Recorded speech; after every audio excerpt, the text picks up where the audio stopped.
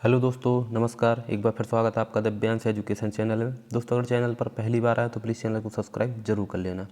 दोस्तों, आज की इस वीडियो हम एनालिसिस करने वाले हैं कि किस प्रकार से आप अपनी रैंक से आगे के कितने अभ्यर्थी हैं, आपकी रैंक और जहाँ तक सेलेक्ट हुए हैं लड़का, उसके बीच में कितनी रैंक है, चाहे लड़कियाँ हो या लड़के हों। तो एक छोटा सा दोस्तों अनुमान लगा सकते हैं। हालांकि यह 100% दोस्तों सही तो नहीं होगा, लेकिन एक आइडिया आपको लग जाएगा कि आपकी रैंक से और जहाँ तक लड़के सेलेक्ट हो गए, यानी कि आपकी जो वेटिंग लिस्ट क्लोज हुई है, तो वेटिंग सहित मिला के यानी कि जहाँ तक चयन हो चुका है और जो लड़के अभी बचे हैं, वेटिंग तक में बचे हैं, उनसे लेकर आपकी रैंक तक कितने लड़के हैं, आप एक यहाँ से दोस्तों थोड़ा सा आइडिया लगा सकते हैं। और हम बात करने वाले हैं कि वर्ग 3 में जो प्रथम काउंसलिंग में ज्वाइनिंग ना लेने वाले अभ्यर्थी, क्योंकि वर्ग 1 और 2 वाले बहुत से ऐसे अभ्यर्थी होंगे कि वह वर्ग 3 में ज्वाइनिंग नहीं लेंगे, तो क्या उनको सेकंड काउंसलिंग में फिर से शामिल किया जाएगा, उनके नामों की पुनरावृत्ति होगी या नहीं होगी, तो इस संबंध में हम बात करने वाले हैं। तो वीडियो को आप पूरा जरूर देखें। दोस्तों, हम यहाँ पर किसी एक कैटेगरी की बात करेंगे, क्योंकि अगर सभी कैटेगरी की बात करेंगे तो वीडियो बहुत ज़्यादा लंबा हो जाएगा। तो जिस प्रकार से मैं एक कैटेगरी का एनालिसिस करूँगा, इस प्रकार से आइडिया लगा के आप लोग और एनालिसिस कर सकते हैं। तो यहाँ पर दोस्तों हम बात करने वाले हैं जैसे ओबीसी की। अब ओबीसी में आप यहाँ पर देख रहे हैं 3742 कैंडिडेट्स मेल फीमेल टोटल लिए गए हैं। तो आप सभी को पता है कि 50% रिजर्वेशन है। तो इसमें से आप मान के चलो 1860 आप मान के चल सकते हो।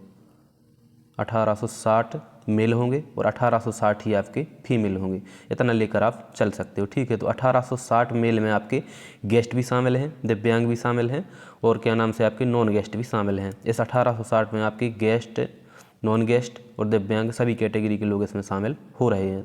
तो आपके जो हैं गेस्ट अच्छे खासे इसमें हो सकते हैं, लेकिन जो दिव्यांग कैटेगरी के लोग हैं वो थोड़े से इसमें कम होंगे। ठीक है, तो इस प्रकार से हमें जो है बेस यह लेके चलना है कि 50% लोग आपके 1860 के आसपास हो रहे हैं। अब हम एक ऐसा स्कोर कार्ड देखेंगे जो लगभग सिलेक्शन के आगे है 1-2 अंक। अब हम दोस्तों यहाँ पर लेते हैं स्कोर, हमारा है जो 106.82। हालांकि इनका सिलेक्शन बिल्कुल श्योर है, लेकिन यह एनालिसिस के लिए थोड़ा सा सही रहेगा, क्योंकि यह फीमेल का है और इनकी जो रैंक है यहाँ पर फीमेल में 1349 है, और जो है ओपन नेल में यानी कि मेल कैटेगरी से अगर हम इनकी कहें तो मेल कैटेगरी से इनकी जो रैंक रहेगी, अगर कोई एक मेल होता 106.82 वाला, तो उसकी रैंक यहाँ पर होती 3417।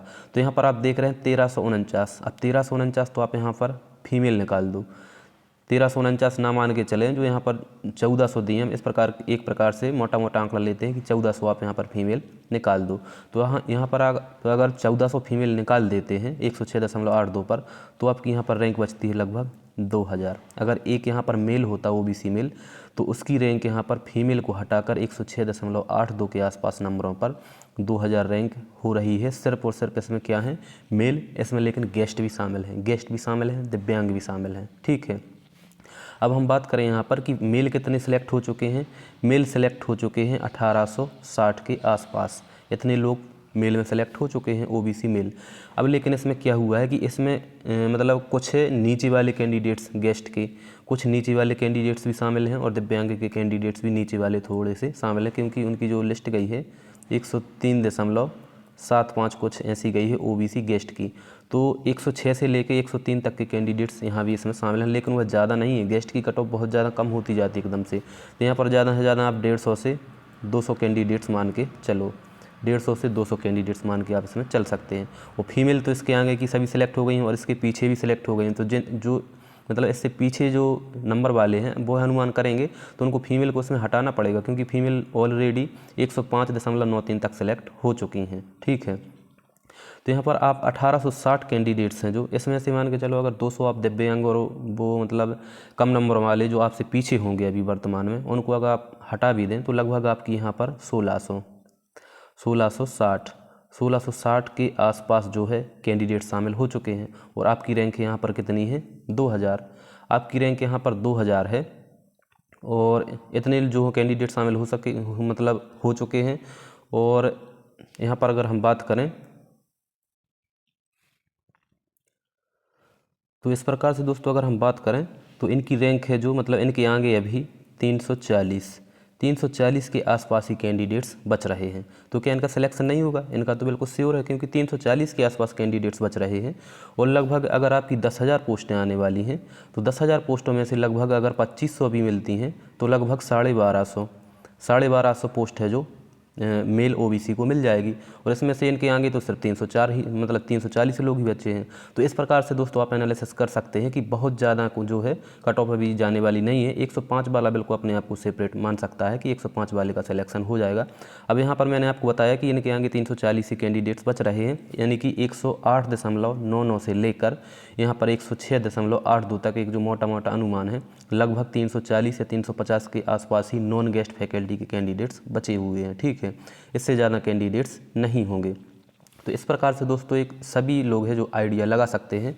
और हम यहाँ पर देखेंगे एक आधे स्कोर कार्ड।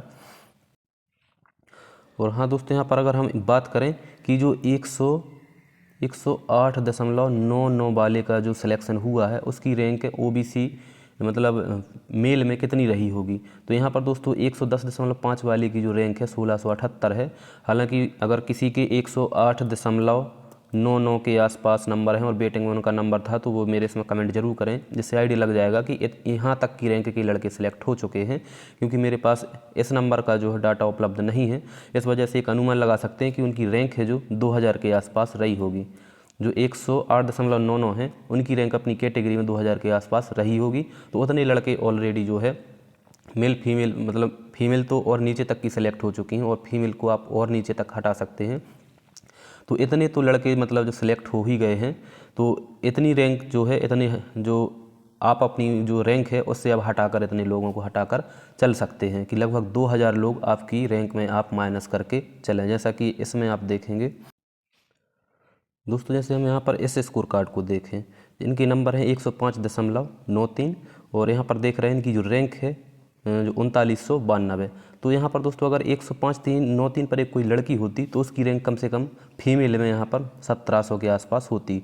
तो 1700 आप यहाँ पर फीमेल माइनस कर देंगे लगभग, तो यहाँ पर जो है आपकी रैंक बचेगी लगभग कितनी 2200 या 2300 मान के चलो आप 2300 के आसपास जो है आपकी रैंक यहाँ पर बचेगी।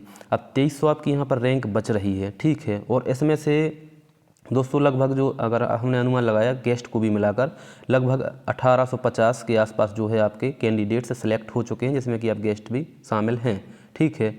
तो गेस्ट भी यहाँ पर आपके शामिल हैं। तो इनकी जो है रैंक मतलब अब घटा के अगर यहाँ पर की जाए तो कितने कैंडिडेट्स इनके बीच में, और कुछ जो हैं मतलब आपकी कैटेगरी के जो लोग सिलेक्ट हुए हैं 108.99 के आसपास हैं जो कैंडिडेट सेलेक्ट हुए हैं।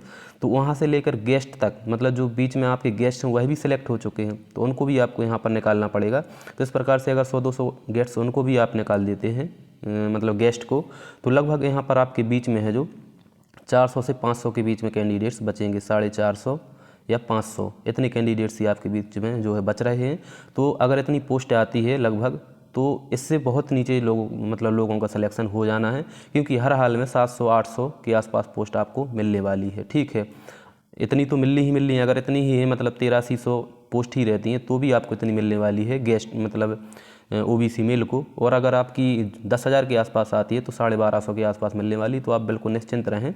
आपका सिलेक्शन अगर 105.93 और 105 भी हैं, उसके नीचे भी दोस्तों सिलेक्शन हो सकता है, 104 तक वालों के सिलेक्शन बन जाएंगे, लेकिन 105 में कह सकता हूं कंफर्म कि 105 वाले का सिलेक्शन अभी भी हो जाएगा। इस प्रकार से दोस्तों एक आइडिया आप लगा सकते हैं कि कितने जो है अब लड़के आपके बीच में बचे हुए हैं। तो 105.93 के बीच में लगभग 450 कैंडिडेट्स ही बचे हुए हैं और इतनी सीट आनी ही आनी है, तो इनका सिलेक्शन जो है श्योर है बिल्कुल हो जाएगा। अब हम बात कर लें दोस्तों इस दूसरे मुद्दे पर। अब हम दोस्तों यहाँ पर बात करते हैं कि वर्ग 3 में प्रथम काउंसलिंग में ज्वाइनिंग ना लेने वाले अभ्यर्थी भी सेकंड काउंसलिंग में शामिल होंगे कि नहीं। आप सभी को पता है कि वर्ग 1-2 वाले ऐसे बहुत से कैंडिडेट्स हैं, लगभग 1500 से 2000 होंगे जिन्होंने वेरिफिकेशन करवाया है, लेकिन उनका वर्ग 1-2 में सिलेक्शन हो रहा है तो वर्ग 3 में ज्वाइनिंग नहीं लेंगे। तो क्या उनके नाम फिर से पुनरावृत्ति होगी सेकंड काउंसलिंग में? तो दोस्तों अगर विभाग डायरेक्ट लिस्ट जारी करता है, काउंसलिंग नहीं करवाता है, तो उनके नाम फिर से आपको देखने को मिलेंगे। अगर वर्ग 1 और 2 जैसे सेकंड काउंसलिंग में फिर से फॉर्म जो भरवाए गए थे, फीस ली गई थी काउंसलिंग की, इस प्रकार से अगर फिर से से डॉक्यूमेंट फिल करवाते हैं, आपको फीस भले ही लग जाए लेकिन आपको उसका फ़ायदा मिल जाएगा, तो काउंसलिंग द्वारा से होनी चाहिए, यानी कि फिर से आपके काउंसलिंग करवानी चाहिए। जो वर्ग 1 2 में ज्वाइनिंग ले चुके हैं उनको वह क्या है उसमें डॉक्यूमेंट फिल नहीं करेंगे, इस वजह से क्या है उनका नाम उसमें नहीं आएगा, नहीं तो दस्तावेज सत्यापन के लिए उनका फिर से नाम आ जाएगा।